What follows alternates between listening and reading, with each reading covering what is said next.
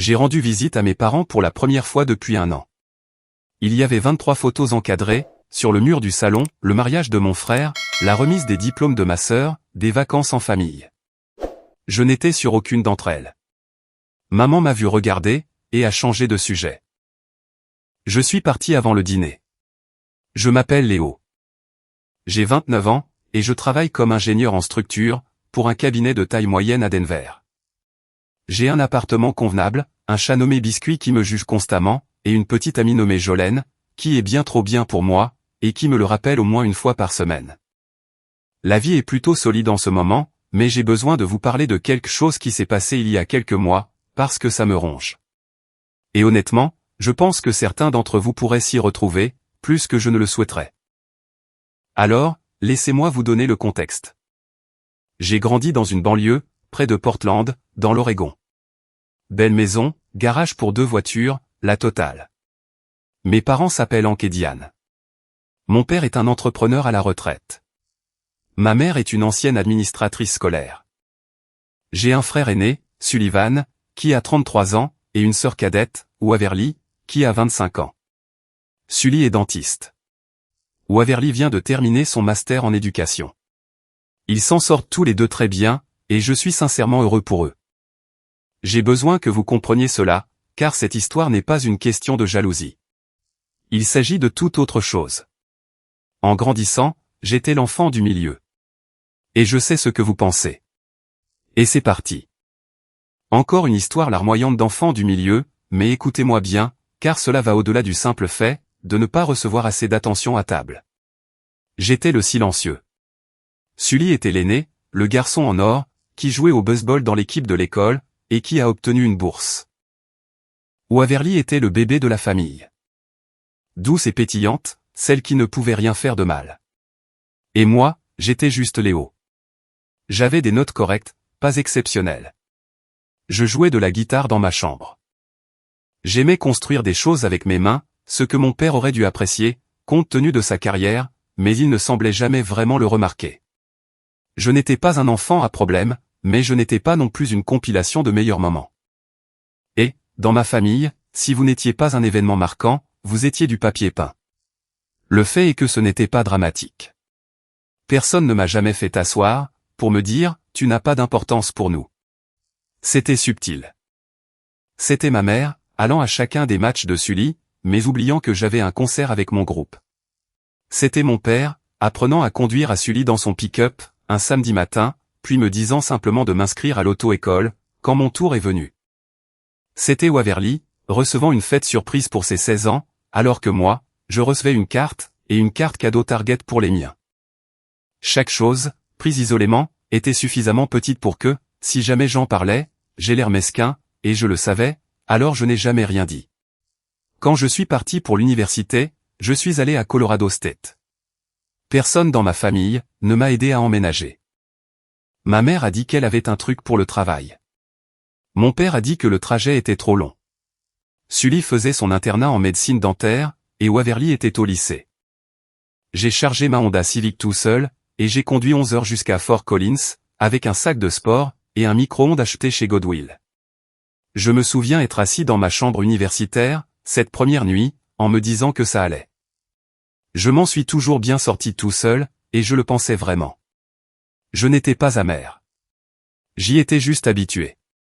L'université a été, en fait, une excellente chose pour moi.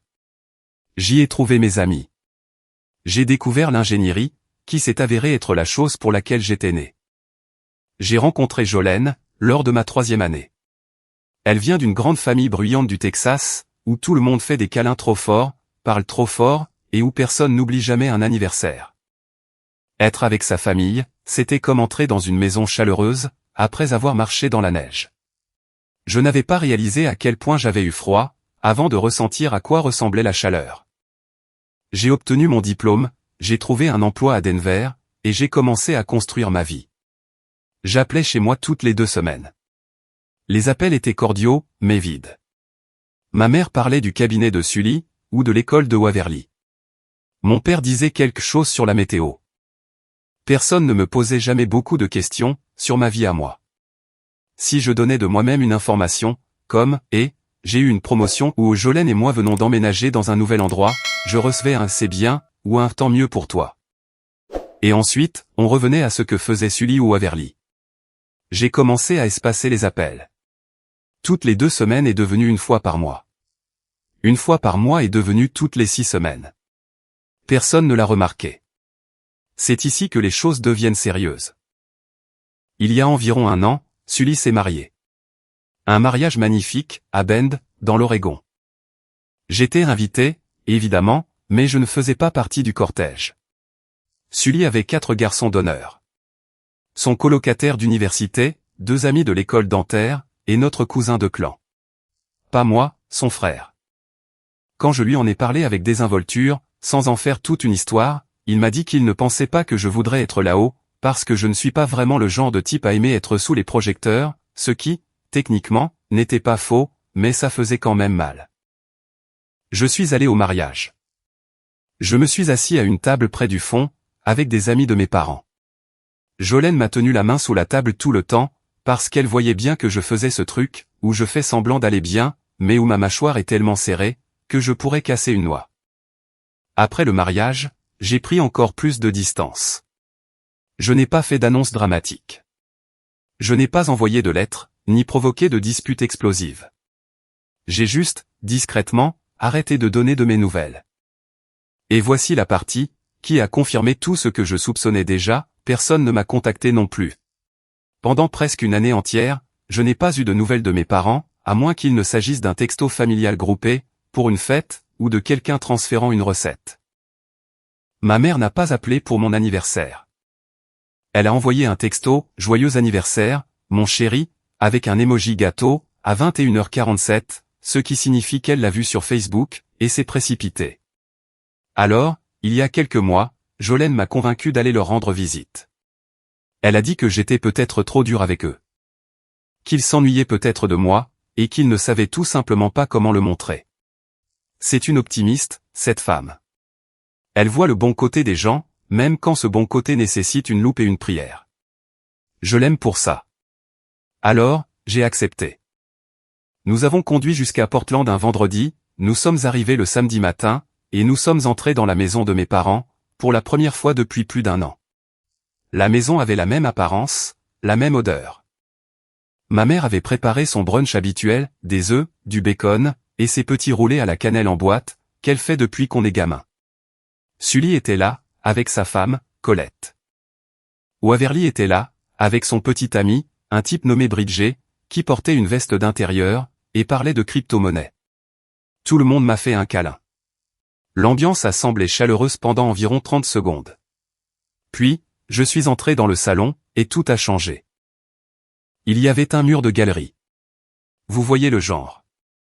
Ces grands arrangements de photos encadrées, de différentes tailles, toutes coordonnées, clairement assemblées avec intention. Il y avait 23 cadres. Je les ai comptés. Le mariage de Sully et Colette, plusieurs clichés. La remise des diplômes de Waverly, en toge et mortier, tenant son diplôme, serrant ma mère dans ses bras. Des vacances en famille, dont je me souvenais vaguement quand nous étions plus jeunes, sauf que les clichés choisis, étaient tous ceux où je devais être ailleurs, ou juste hors du cadre. Il y avait une photo de mon père et de Sully à la pêche, de ma mère et de Waverly dans un vignoble, une photo spontanée de toute la famille à Noël, il y a peut-être 2 ans, et je n'y étais pas, car je n'étais pas rentré à la maison cette année-là. 23 photos. Je n'étais sur aucune d'entre elles. Je suis resté là, à fixer ce mur, comme si c'était l'exposition d'un musée, sur une famille à laquelle je n'appartenais pas. Et ma mère s'est approchée derrière moi, m'a vu regarder, et m'a dit, « Oh, il faut que je mette ce mur à jour, un de ces jours. » C'est un tel désordre. Puis, elle a changé de sujet, et m'a demandé si je voulais encore du café. Juste comme ça. Comme si ce mur n'était pas la parfaite représentation visuelle de la place exacte que j'occupais dans cette famille. Comme si ce n'était que de la décoration. J'ai regardé Jolène. Elle m'a regardé, et j'ai pu le voir dans ses yeux. Elle avait enfin compris. J'ai dit à ma mère que je ne me sentais pas bien. J'ai dit que nous devions partir. Nous sommes partis avant le dîner. Ma mère avait l'air confuse. Mon père a à peine levé les yeux de son match de football. Sully a dit, « Conduis prudemment, frérot. Waverly était sur son téléphone. Je n'ai pas dit un mot, pendant tout le trajet de retour vers l'hôtel. Jolene n'a pas insisté. Elle m'a simplement tenu la main sur la console centrale, pendant que je regardais par le pare-brise, en essayant de comprendre comment faire le deuil de quelque chose que l'on n'a jamais vraiment eu. Nous sommes restés à Portland cette nuit-là, car Jolene avait réservé l'hôtel pour tout le week-end. Elle pensait que nous allions passer du temps avec ma famille. Au lieu de cela, nous avons commandé le service d'étage, et regardé un documentaire animalier sur les pieuvres, pendant que je faisais semblant de ne pas repasser l'image de ce mur de galerie dans ma tête, en boucle. Jolene a fini par dire quelque chose, vers minuit. Elle a dit, « Léo, je te dois des excuses. Je pensais que tu exagérais peut-être. Je pensais que c'était peut-être juste un truc d'enfant du milieu, et que tu l'interprétais mal. Mais ce mur, ce n'est pas subtil. C'est un choix. » Elle avait raison. Ce mur était soigneusement organisé. Quelqu'un, probablement ma mère, avait choisi chacune de ces 23 photos, de manière délibérée. Elle les avait disposées. Elle les avait accrochées. Elle a regardé cette collection, et a pensé, oui, cela représente notre famille. Et, dans cette représentation, je n'existais pas. Ce n'est pas un oubli. C'est une déclaration. Mais voici le truc. Je n'ai affronté personne. Je n'ai pas envoyé de texto. Je suis retourné à Denver, et j'ai repris ma vie. Je me suis dit que je vivais déjà sans eux depuis 1 an. Alors, qu'est-ce qui était différent maintenant? La différence, je suppose, c'était que maintenant, j'en étais sûr. Avant, je pouvais me raconter des histoires, ils sont occupés. Ils ne pensent pas à mal. Ils m'aiment.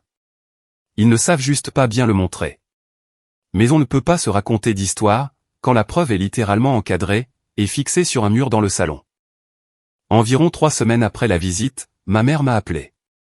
Pas pour parler du mur, ou demander pourquoi j'étais parti tôt. Elle a appelé, parce que Waverly organisait une fête d'anniversaire, pour ses 26 ans, et qu'il voulait voir les choses en grand, car elle venait de se voir offrir un poste d'enseignante, dans une école à Eugène. Ma mère n'arrêtait pas de parler du lieu, du traiteur, et du fait qu'il faisait venir par avion, les amis d'université de Waverly. Elle m'a demandé si je pouvais venir, et aussi si je pouvais participer à la cagnotte pour la fête. Elle a dit, tout le monde participe. J'ai demandé combien. Elle a répondu, 1000 €. Laissez-moi répéter cela. 1000 €, pour la fête d'anniversaire de ma sœur. La même sœur dont l'existence avait été célébrée chaque année, avec des gâteaux personnalisés et des événements surprises, depuis aussi longtemps que je m'en souvienne. Les mêmes parents, qui m'avaient offert une carte cadeau Target. J'ai dit que j'y réfléchirais. Ma mère a dit, oh, allez, Léo. Ne sois pas difficile. Ta sœur serait ravie de t'avoir parmi nous. Et quelque chose dans la façon dont elle l'a dit, comme si ma présence était une politesse, et que mon argent était la véritable demande, m'a frappé de plein fouet. Je lui ai dit que je n'étais pas difficile. Que j'avais juste besoin de vérifier mes finances. Elle a dit, d'accord, très bien. Mais tiens-moi au courant rapidement, car le traiteur a besoin d'un nombre de personnes. Je n'ai pas rappelé. Une semaine plus tard, Sully m'a envoyé un texto. Il a dit, « Eh mec, maman a mentionné que tu ne t'étais pas engagé, pour la fête de Waverly. Tu viens ou pas ?» Je lui ai dit que je n'étais pas sûr de pouvoir venir. Il a renvoyé un emoji pouce vers le bas, et puis plus rien. C'était là toute l'étendue, de la tentative de mon frère de se rapprocher de moi. Ensuite, Waverly elle-même a appelé. Et c'est la partie qui a vraiment brisé quelque chose en moi, parce que, jusqu'à ce point, je n'avais pas de vrai problème avec Waverly. Elle était la plus jeune. Elle n'avait pas choisi d'être la favorite. Mais ce qu'elle a dit lors de cet appel, a changé la façon dont je la voyais. Elle a dit, « Léo, maman m'a dit que tu agis bizarrement à propos de ma fête. » Elle l'a dit exactement comme ça. Bizarrement. Comme si le fait de ne pas vouloir dépenser 1000 €, pour la fête de quelqu'un qui ne m'a pas appelé depuis 8 mois, était une sorte de défaut de caractère. J'ai pris une grande inspiration et j'ai dit, « Waverly, je n'agis pas bizarrement. Je ne peux juste pas m'engager en ce moment. » Et elle a dit, « Eh bien, ce serait bien, si, pour une fois, tu pouvais être là pour cette famille, au lieu de toujours tout ramener à toi. Je veux que vous réfléchissiez à ça une seconde.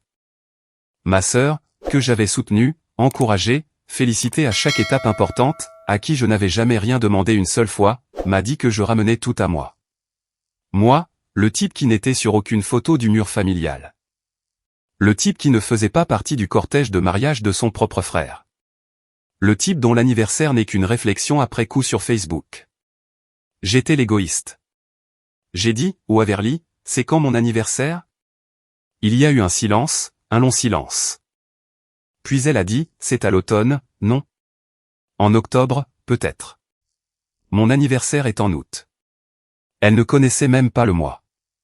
J'ai dit, c'est le 14 août. Elle a dit, d'accord, bon, je ne suis pas doué avec les dates. Tu le sais bien. Et j'ai dit, oui, je le sais. Je sais ça, à propos de vous tous. Puis, j'ai raccroché. Jolène était assise sur le canapé, quand j'ai posé le téléphone.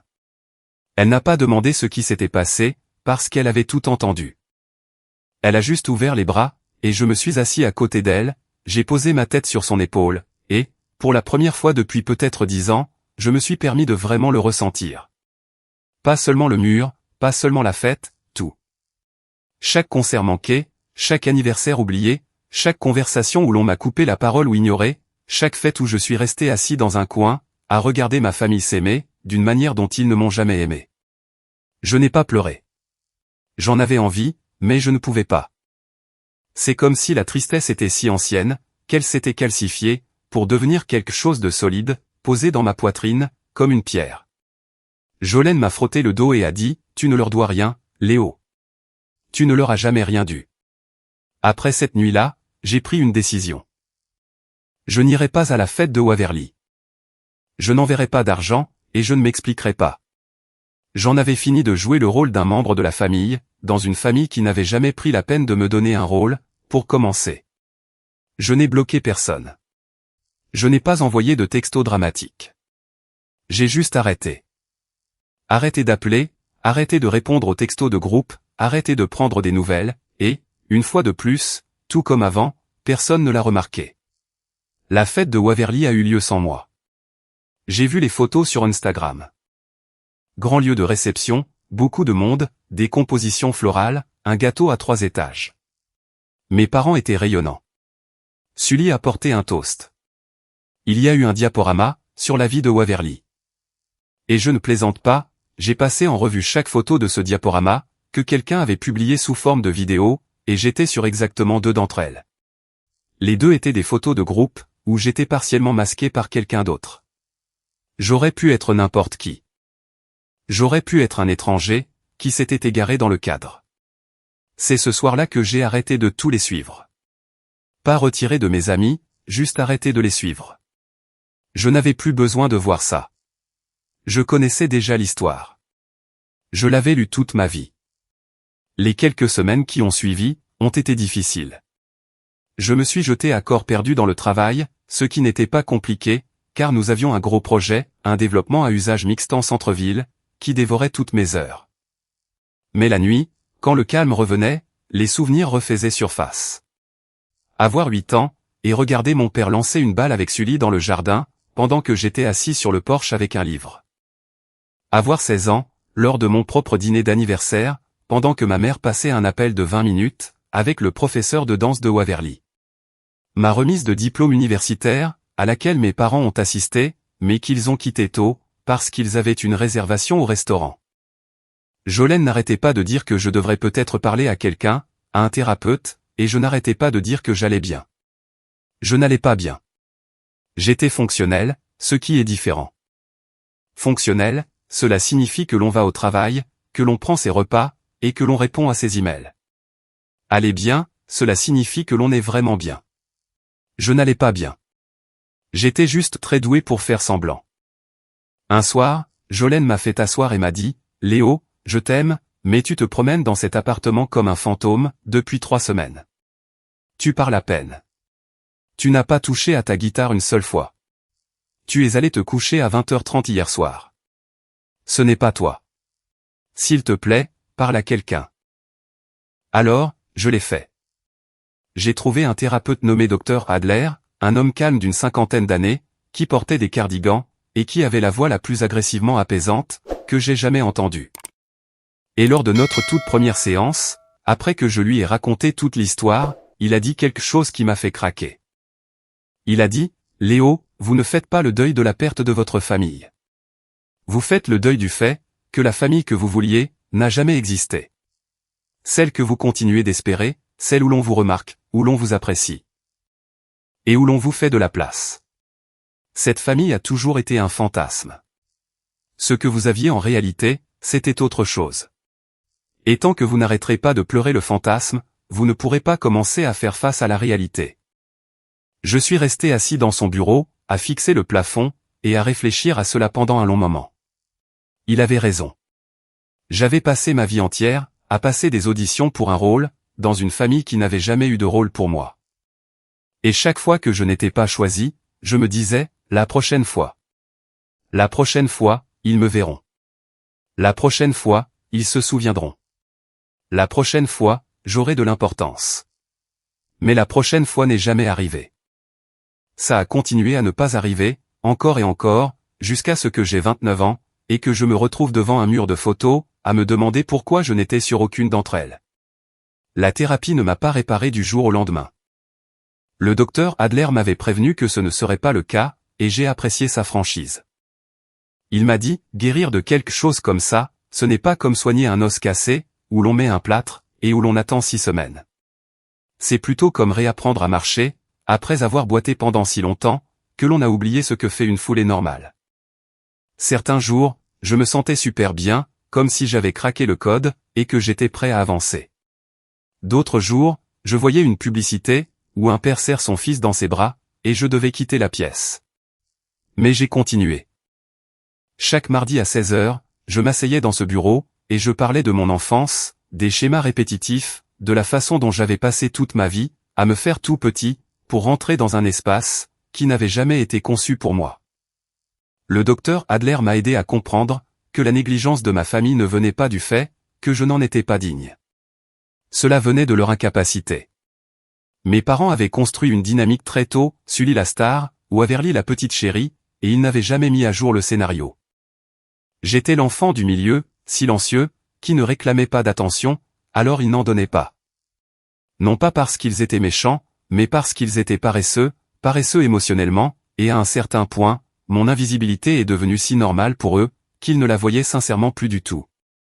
Ma mère regardait probablement ce mur de galerie tous les jours, et n'a jamais pensé une seule fois, tiens, Léo n'est sur aucune de ces photos. Parce que, dans son modèle mental de la famille, j'étais déjà une réflexion après coup. Comprendre cela n'a pas rendu les choses moins douloureuses, mais ça m'a fait arrêter de me blâmer, et ça a été le premier domino à tomber. Le deuxième domino, c'était le travail. Vers cette époque, mon entreprise a décroché le plus gros contrat de son histoire.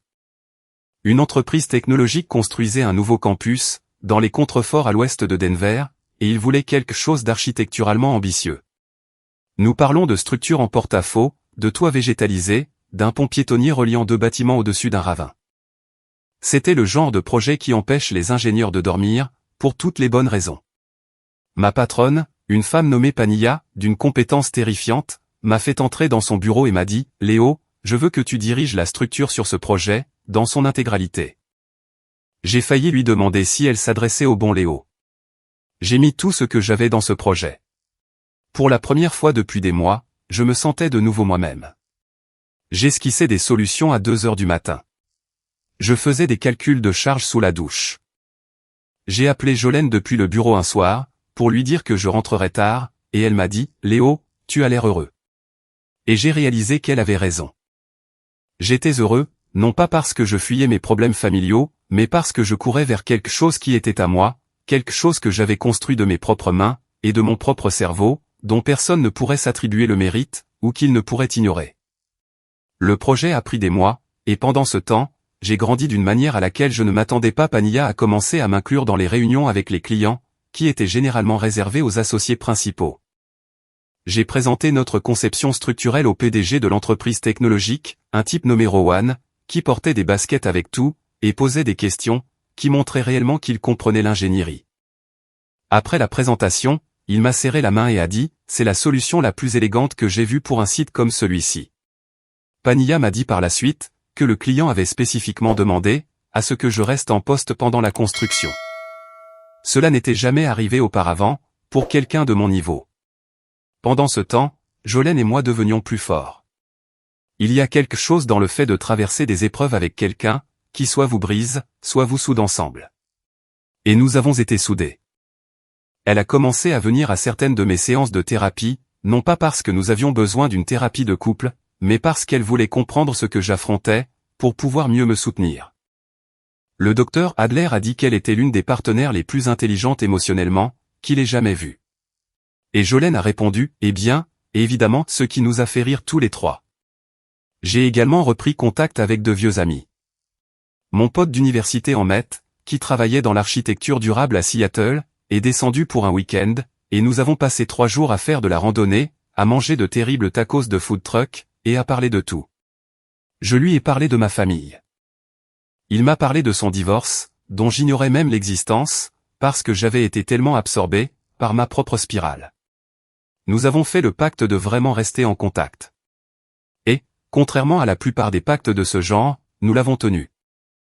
Nous avons commencé à faire un appel vidéo mensuel, qui incluait parfois Jolène, et la nouvelle petite amie d'Emmett, une céramiste nommée Sloan, qui avait l'humour le plus pince sans rire, de tous ceux que j'ai jamais rencontrés. Elle a un jour décrit un vase qu'elle avait fabriqué, en disant qu'il avait l'air de traverser une crise existentielle. Et j'ai su que c'était quelqu'un de bien. Pendant tout ce temps, ma famille faisait ce que ma famille fait toujours, exister sans moi. Je n'avais pas eu de nouvelles d'aucun d'entre eux, depuis près de 4 mois. Pas d'appel, pas de texto, pas même un message de groupe. C'était comme si j'avais déménagé sur une autre planète, et que personne n'avait vérifié l'adresse de réexpédition.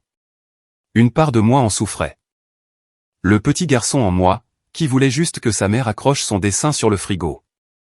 Mais la part adulte en moi, la part qui dirigeait un projet majeur, qui allait en thérapie, et qui construisait une vie valant la peine d'être vécue. Cette part-là comprenait que leur silence n'était pas le reflet de ma valeur. C'était le reflet de la leur. Vers le cap des 5 mois, il s'est passé quelque chose. La mère de Jolène, une force de la nature nommée Roselyne, qui faisait des câlins, comme si elle essayait de fusionner vos molécules, m'a invité à son barbecue annuel du 4 juillet. J'y étais déjà allé, mais cette fois-ci, c'était différent.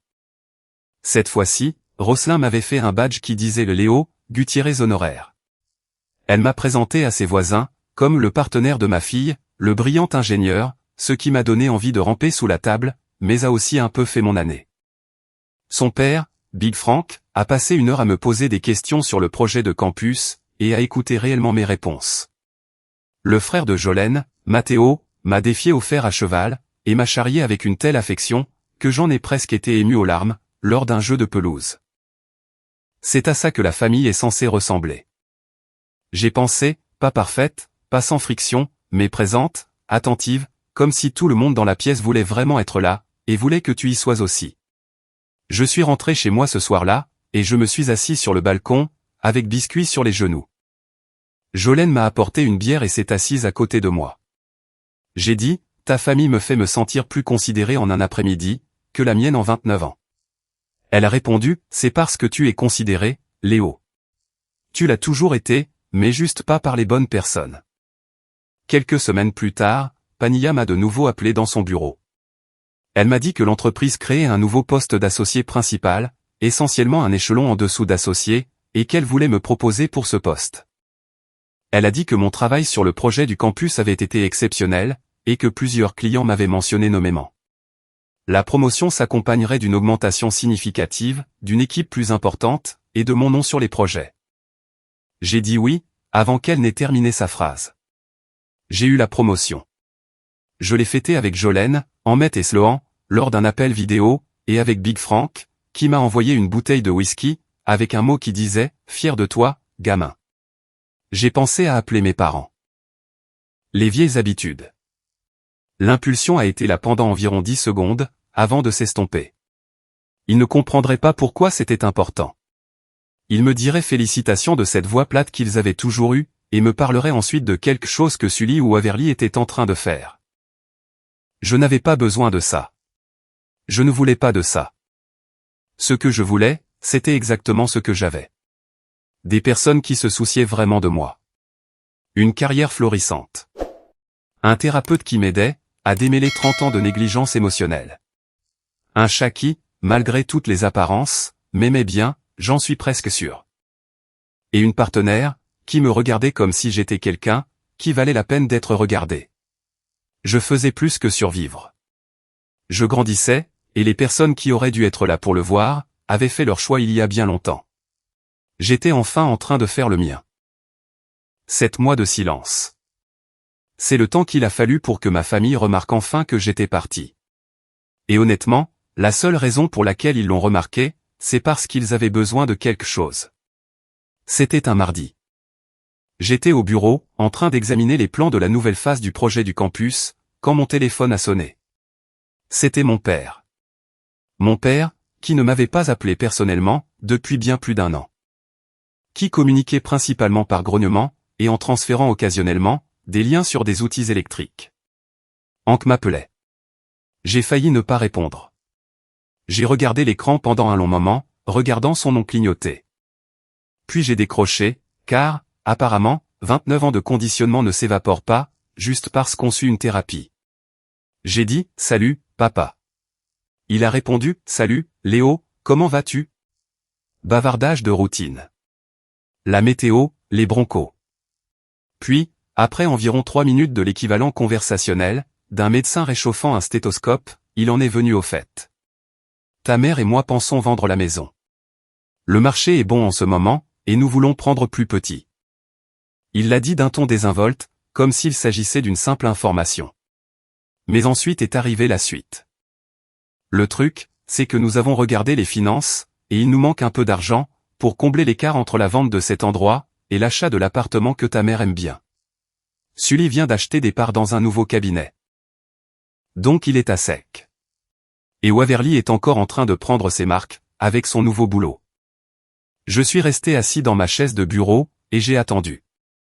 Je savais où ça allait nous mener, mais je voulais que ce soit lui qui le dise. Je voulais entendre les mots sortir de sa bouche. Il y a eu une pause. Puis, il a dit, nous espérions que tu pourrais peut-être nous aider. Peut-être 30, 40 000. Nous te rembourserions. 30 à 40 000 euros. Aux fils dont ils avaient oublié l'existence. Aux gamins qui n'étaient sur aucune photo de leur mur. Au type qui ne recevait pas de coup de téléphone pour son anniversaire. Il voulait 40 000 euros. Je n'ai pas explosé. Le docteur Adler aurait été fier. J'ai pris une grande inspiration, et j'ai dit, « Papa, c'est beaucoup demandé. » Il a répondu, « Je sais, mais tu t'en sors bien, n'est-ce pas ? Ta mère dit que tu as eu une sorte de promotion. » La façon dont il l'a dit. Une sorte de promotion. Comme si c'était vague, et peut-être imaginaire. Comme si ma carrière était une rumeur dont il avait entendu parler. Je lui ai dit que j'avais besoin de temps pour y réfléchir. Il a dit, bien sûr, bien sûr. Prends ton temps, mais l'appartement risque de partir vite, alors le plus tôt sera le mieux. J'ai raccroché, et je suis resté assis dans mon bureau pendant 20 minutes, sans bouger. Puis j'ai appelé Jolene, et je lui ai tout raconté. Elle est restée silencieuse pendant un long moment. Puis elle a dit, « Léo, s'il te plaît, dis-moi que tu ne l'envisages pas vraiment. » J'ai répondu, « Non, mais j'envisage autre chose. » Ce soir-là, Jolene et moi nous sommes assis sur le canapé, et j'ai exposé ce à quoi j'avais réfléchi. Pas une vengeance, pas un plan calculé, mais quelque chose que je ressassais, depuis que le docteur Adler avait prononcé le mot aux limites pour la première fois. Je voulais avoir une vraie conversation avec ma famille. Pas un coup de fil, pas un texto. Une conversation en face à face, assis, sans échappatoire, où je dirais enfin tout ce que je portais en moi. Pas pour les blesser, pas pour les faire culpabiliser, mais pour leur dire la vérité, clairement et calmement, afin que, quoi qu'il arrive ensuite, cela se produise en pleine connaissance de cause. Jolene a dit qu'elle était partante. Quoi que j'ai besoin de faire, elle était là. Puis elle a demandé, « En as-tu parlé au docteur Adler ?» J'ai dit, « Pas encore. » Elle a répondu, « Peut-être que tu devrais commencer par là. » Lors de ma séance suivante, j'ai parlé au docteur Adler de l'appel téléphonique et de mon plan. Il a écouté attentivement, puis il a dit, « Je pense que c'est important, Léo, mais je veux que vous soyez préparé à quelque chose. Vous pourriez tout dire parfaitement. Vous pourriez être calme, clair, et plein de compassion. Et il se pourrait qu'ils ne vous entendent toujours pas. Leur incapacité à vous voir n'est pas un problème que vous pouvez résoudre avec le bon discours. C'est un schéma vieux de plusieurs décennies. J'ai dit, je sais, mais j'ai besoin de le dire quand même, pour moi. Il a hoché la tête, et a dit, alors assurons-nous que vous le dites pour vous, et non pour leur réaction. Nous avons passé les 2 séances suivantes, à travailler sur ce que je voulais dire, sans l'écrire mot pour mot, car il a dit que cela me ferait paraître préparé, et que je perdrais mes moyens si je m'écartais du texte. Au lieu de cela, nous avons travaillé sur les vérités fondamentales, les choses que je devais communiquer, quelle que soit la tournure de la conversation. L'effet de mon expérience, l'impact de leur comportement, ce que je voulais pour l'avenir, et, surtout, ce que j'étais prêt à faire si rien ne changeait. J'ai aussi appelé Ahmet, parce qu'il est la personne la plus brutalement honnête que je connaisse, et que j'avais besoin de quelqu'un, pour me tester sous pression. Je lui ai raconté tout le plan, et il a dit, Léo, j'ai une question. C'est quoi ta limite de rupture? Jean, s'ils s'assoient là, qu'ils nient tout, ou qu'ils te font passer pour le méchant, qu'est-ce que tu fais? J'ai dit, je m'en vais. Il a dit, t'es sûr? Parce que s'éloigner de sa famille, ce n'est pas comme s'éloigner d'un mauvais rencard. C'est le genre de truc qui te pèse sur le cœur pendant des années. J'ai répondu, c'est déjà sur mon cœur, Ahmet. C'est là depuis toujours. Au moins, comme ça y sera selon mes propres conditions. Il a fait une pause, puis il a dit, d'accord, mon frère. Alors fais-le. Et si ça tourne mal, Sloan et moi on descendra, et on ira manger des tacos pourris, et tu pourras être triste à ce sujet, avec des gens qui en ont vraiment quelque chose à foutre de toi. C'est ça, l'amitié. 2 semaines plus tard, j'ai appelé ma mère. J'ai dit que je voulais venir leur rendre visite. J'ai dit que je voulais parler à tout le monde, toute la famille réunie. Elle a eu l'air surprise, puis ravie, de cette façon superficielle qu'elle avait. Elle a dit, oh, ce serait merveilleux, Léo. Ça nous ferait très plaisir. Elle ne m'a pas demandé de quoi je voulais parler. Elle a probablement supposé que je venais pour discuter de l'argent. Elle a commencé à parler de ce qu'elle allait préparer pour le dîner. J'y suis allé en voiture, un samedi matin. Jolène a proposé de venir, mais je lui ai dit que j'avais besoin de faire cette partie seule. Elle m'a embrassé sur le pas de la porte et m'a dit, je serai juste là, quand tu rentreras. Appelle-moi après. J'aurai du vin de prêt. J'ai dit, prépare plutôt du whisky. Elle a dit, si grave que ça. J'ai dit, juste préparer. Le trajet a consisté en 6 heures, où je me suis entraîné, puis où j'ai arrêté de m'entraîner, pour finir par écouter de la musique, et essayer de ne pas trop réfléchir. Je me suis garé dans l'allée vers 14 heures. La maison avait le même aspect que d'habitude. Le jardin était envahi par les mauvaises herbes, car mon père disait depuis 3 ans, qu'il allait s'en occuper. La peinture de la boîte aux lettres s'écaillait. Tout, dans l'extérieur, évoquait une stagnation confortable. Des gens qui avaient arrêté de faire des efforts, parce qu'ils pensaient que tout allait bien. Je suis entré, et ils étaient tous là. Maman dans la cuisine, papa dans son fauteuil inclinable, Sully sur le canapé avec Colette, ou Averly en tailleur sur le sol, les yeux rivés sur son téléphone. C'était comme entrer dans un tableau, qui n'avait pas changé depuis que j'avais 12 ans. Ma mère m'a pris dans ses bras, et m'a dit, tu as l'air maigre. Est-ce que tu manges? Mon père a dit, Léo. Sully a fait un signe de tête. Ou Averly a dit, sans lever les yeux.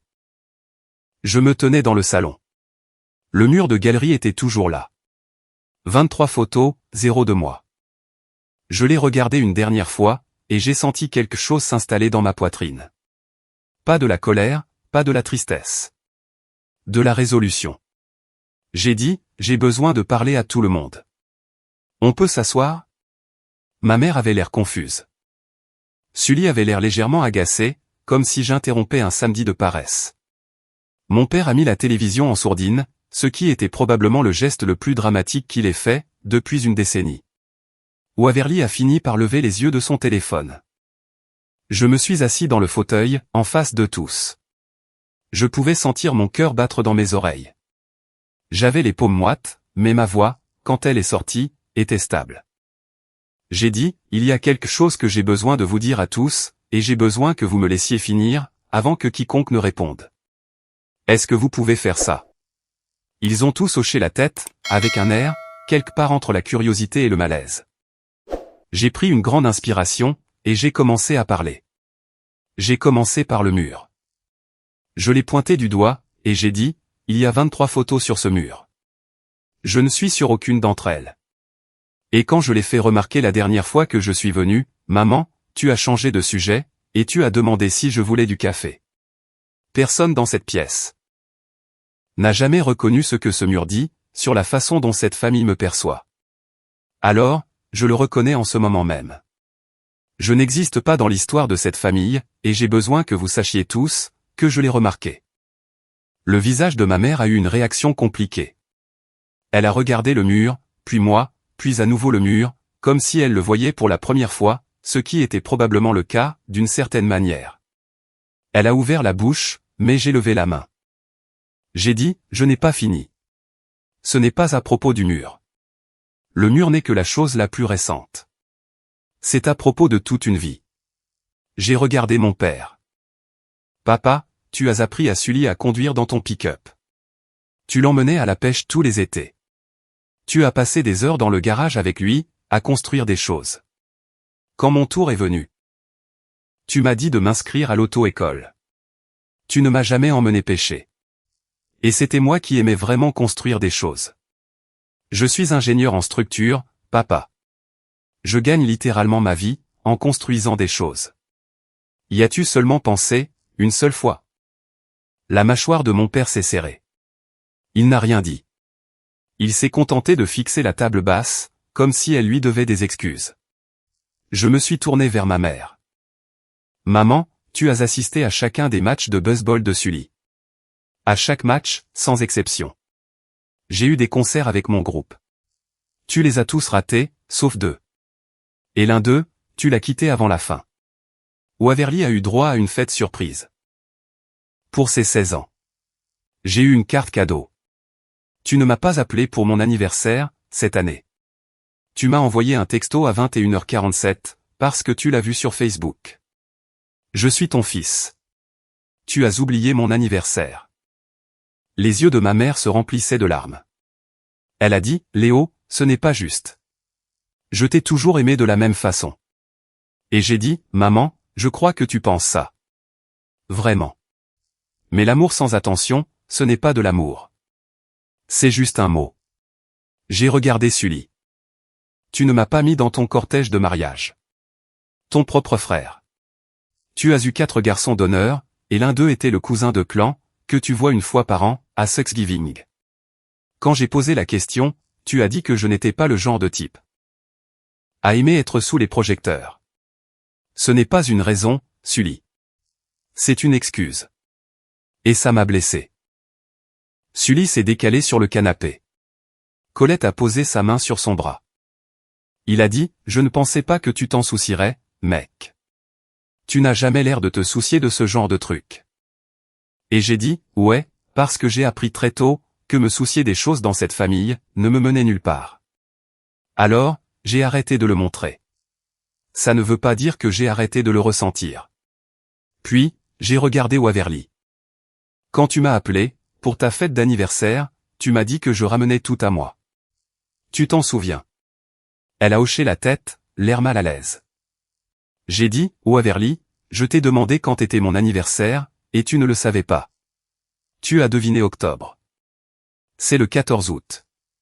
Je connais ton anniversaire depuis que j'ai 4 ans. Tu as 26 ans, et tu es incapable de me dire dans quel mois tombe le mien. Et tu m'as dit que j'étais l'égoïste. La lèvre de Waverly a tremblé. Elle a dit, je ne le pensais pas comme ça, Léo. J'ai répondu, je sais que tu ne voulais pas être cruel, mais c'est presque pire. Tu n'essayais pas de me blesser. C'est juste que tu n'avais sincèrement pas assez pensé à moi, pour faire attention. C'est là, tout le problème. La pièce était silencieuse. Ma mère pleurait doucement. Mon père fixait toujours la table basse. Sully se frottait la nuque. Waverly clignait des yeux rapidement. J'ai dit, je ne suis pas venu ici pour vous faire culpabiliser.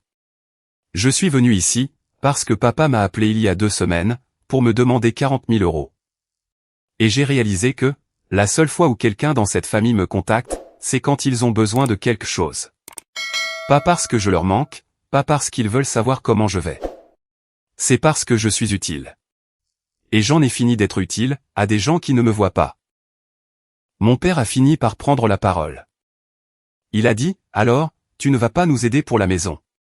Et je vous jure que j'ai failli rire, parce que même à cet instant précis, après tout ce que je venais de dire, sa première réaction concernait l'argent.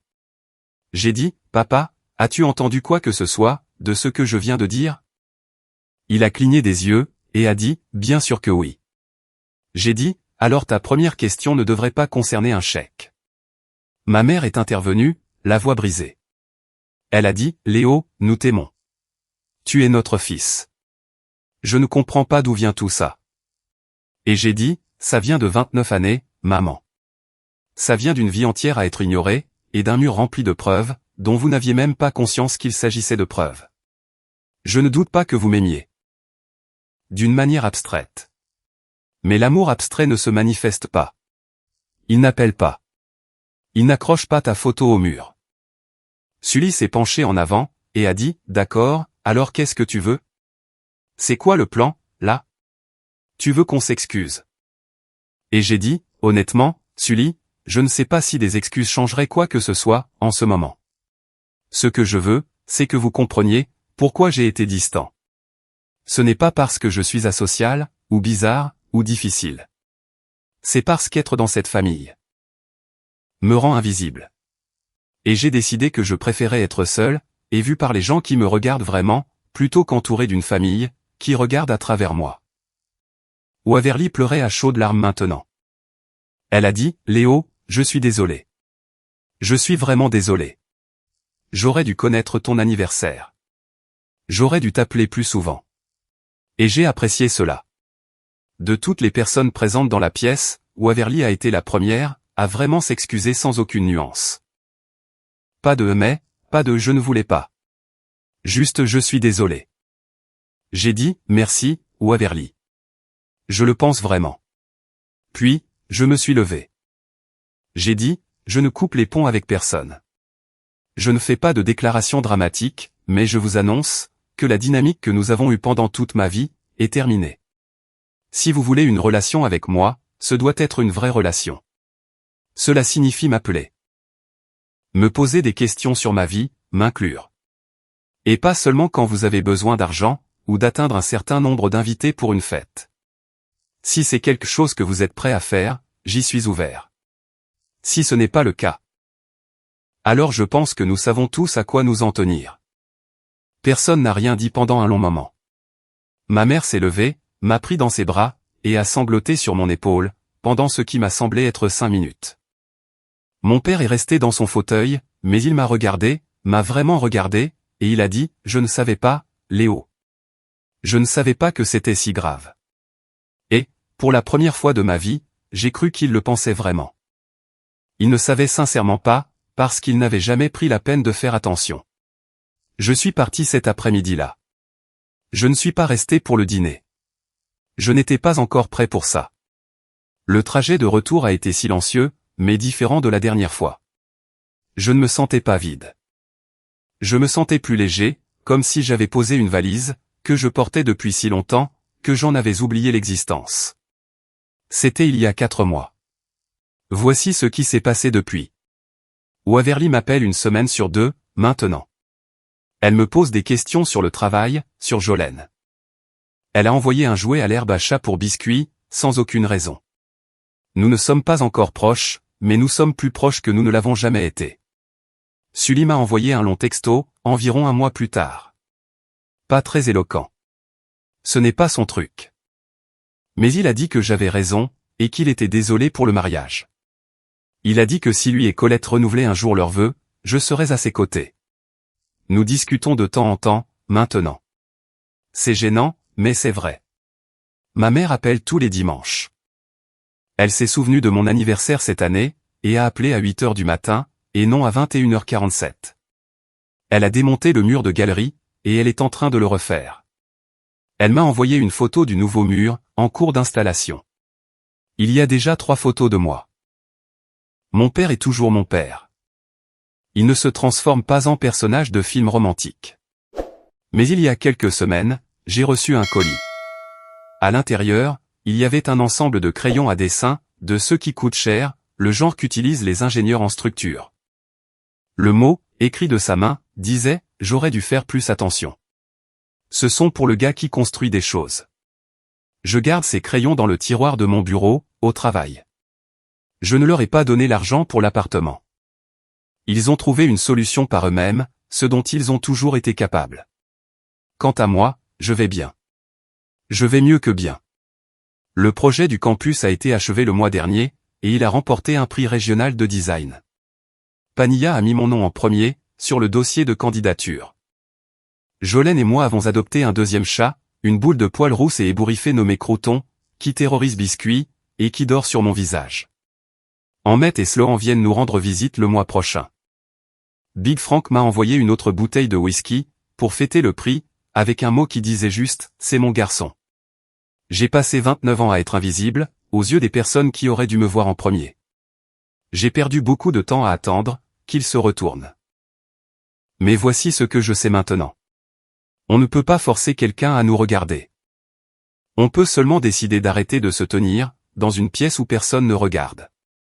Et, une fois que l'on entre dans une pièce où les gens nous voient vraiment, où ils connaissent notre nom, notre anniversaire, les choses que l'on a construites, et celles que l'on est en train de construire, on réalise que l'ancienne pièce n'a jamais été celle à laquelle on appartenait.